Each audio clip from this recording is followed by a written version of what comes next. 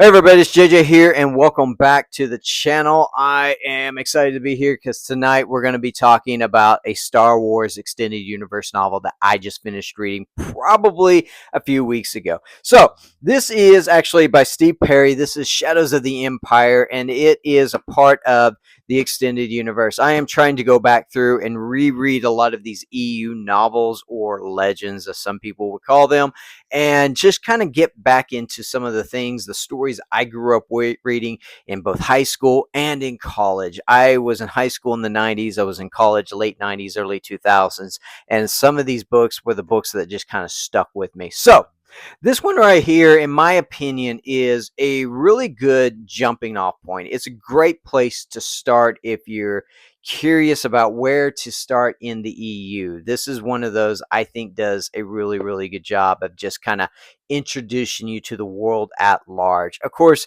you got Han, who's floating around in carbonite. Nobody knows where Boba Fett is, and that's really the idea of the story. They're looking for Boba Fett. They're trying to find Han. So you got Luke Skywalker, who's still trying to wrap his head around what it means to be a Jedi, still dealing with a lot of things in that manner.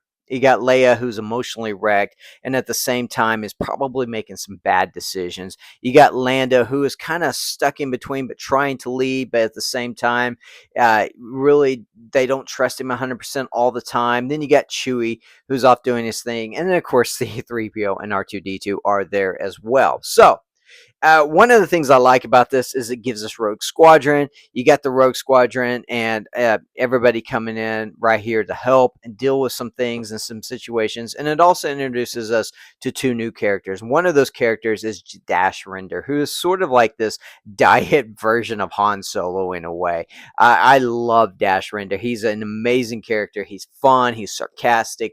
He's got all the Han type vibes, and not having Han Solo in this story because obviously he is frozen in carbonite it felt good to have Dash in there to sort of be that anti-hero in a way. Then you got Darth Vader, who is dealing with some things emotionally. He's dealing with some things, some competition, whether or not the emperor really sees him as the number two guy, whether or not he's the one the emperor really relies on. And so you got Vader dealing with his emotions in a very Vader-esque type of way, and it's not good. It's kind of scary. He's making some bad decisions, but at the same time, and then of course the emperor is questioning his judgment, and he's dealing with a rival, and that rival really is sort of the villain of the story, and that is Zyzer.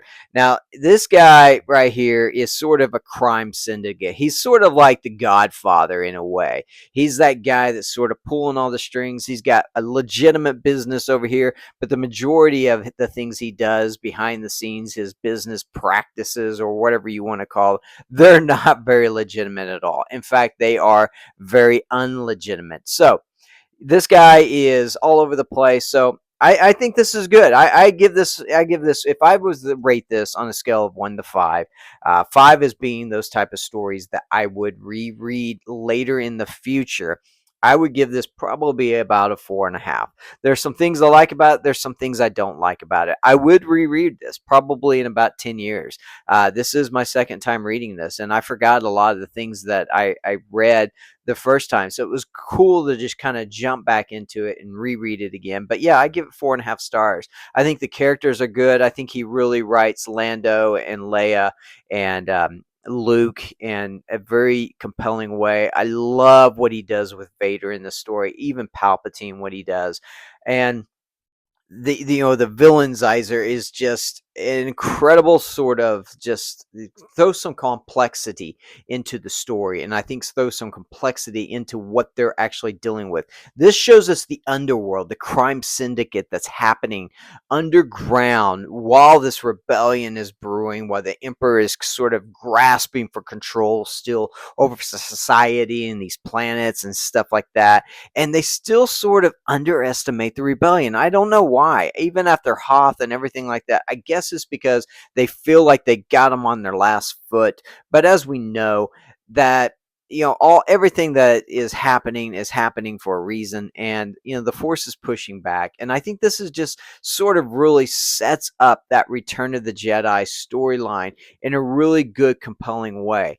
I think that sometimes when we look at the original trilogy, that period between Empire Strikes Back and Return of the Jedi, there is a big gap there, and there's so many stories to still be told there. But to get our main characters' point of view through a story set between there is just absolutely amazing. Like I said, the only thing that was missing was Han, but Han is over this entire story. He is the one driving the story. They are searching for Han, and so I don't want to give any spoilers away. I mean, that is just a basic summary of the book. That's not really anything that you're going to get anywhere else. But this is good. This is great. I love it. I love the fact that Rogue Squadron showed up. I love the fact that Wedge and all the guys are there, and they get a little bit of a scene, because Rogue Squadron, the X-Wing series, that little 4-book series right there at the very beginning, that is one of my favorite parts of all the Star Wars EU, is those four novels of X-Wing. So anyway, I give it 4.5 stars. I think you should definitely go check it out. This is Shadows of the Empire by Steve Perry. Excellent book. Go check it out. I'll talk to you guys later. See you in the next video. Later.